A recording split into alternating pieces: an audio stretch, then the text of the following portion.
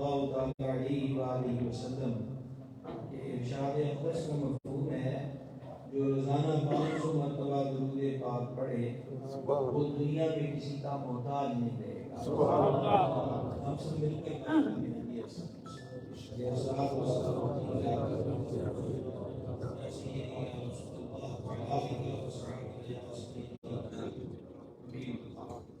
ہم مسلمان ہیں اور ہماری کی تعلیم وہی ہوگی جو اللہ اور اس کے رسول نے مقرر فرمائی ہے.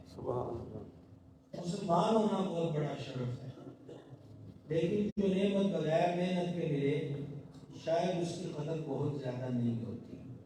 اسلام کتنی بڑی نعمت ہے، اس کا بہترین جواب سیدنا بلال حبشی دے سکتے ہیں یا مظلوم کربلا سید الشہداء دے سکتے ہیں جو نیزوں کی نوک پہ قرآن پڑھ گئے اور جنہوں نے کوڑوں کی ضربوں کے نیچے اللہ کا ذکر کیا.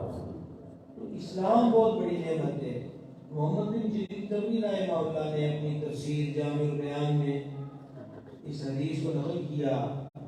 حضور پر نور علیہ السلام کو تسلیم نے فرمایا قیامت کے دن جب باقی امتیں میری امت کا مقام اور اسٹیٹس دیکھیں گی تو وہ تمنا کریں گی کہ کاش ہم بھی اس امت میں سے ہوتے. اور آقا صلی اللہ تعالی علیہ وآلہ وسلم نے فرمایا کسی بھی امت کا کوئی بھی فرد اس وقت تک جنت میں نہیں جا سکتا جب تک کہ میری امت جنت میں داخل نہ ہو.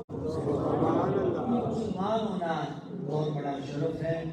ہم مسلمان گھروں میں پیدا ہوئے ہیں، اس کے لیے کوئی قربانی نہیں دینی پڑی، نہ جانی نہ مالی. تو شاید وہ رنگینی، وہ ذوق اور اس کی اہمیت اس لیول کی نہیں ہے جس لیول کی ہر مسلمان کے دل میں ہونی چاہیے تھی. دوسری بات یہ ہے کہ جب ہم مسلمان ہیں تو عبادات اور معاملات یہ دو بنیادی شعبے ہیں، عبادات اور معاملات. عبادات میں مسلمان ہونے کے بعد پہلا فرض 5 وقت کی نماز ہے. اقیموا الصلاۃ، نماز قائم کرو. وارکعوا مع الراکعین، رکوع کرنے والوں کے ساتھ رکوع کرو.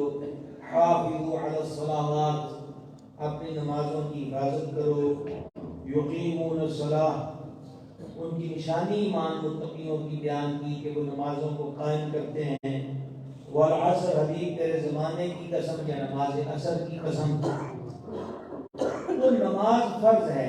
حضور جان نور علیہ السلام نے فرمایا، مفہوم حدیث ہے، جب بندہ نماز پڑھنے کے لیے اللہ اکبر کہتا ہے تو اپنے گناہوں سے ایسا پاک ہو جاتا ہے جیسے اس دن تک جس دن ماں کے پیٹ سے پیدا ہوا. اور ایک حدیث میں فرمایا کہ جب نمازی نماز کے لیے کھڑا ہوتا ہے تو رب کے فرشتے جل جلالہ اس کے کندھے پر اس کی گناہوں کی کچڑی رکھ دیتے ہیں. جب وہ رکوع میں جاتا ہے تو وہ کچڑی گر جاتی ہے. اسی لیے رکوع سے اٹھتے وقت ہر نمازی پڑھتا ہے سمع اللہ لمن حمدہ. اس کا ترجمہ دیکھو کتنا پیارا ہے. اللہ نے اپنے تعریف کرنے والے کی سن لی، سر جھکا اور گناہ دھل گئے. لیکن احادیث میں جہاں بھی گناہوں کی بخشش کا ذکر ہوتا ہے، گناہ مٹا دیے جائیں گے، گناہ مٹا دیے گئے، اس سے مراد صغیرہ گناہ ہوتے ہیں. کبیرہ گناہ توبہ کے بغیر معاف نہیں ہوتے، کہ بعض نشین رکھ دی جائیں گے. اب نماز کی فضیلت بھی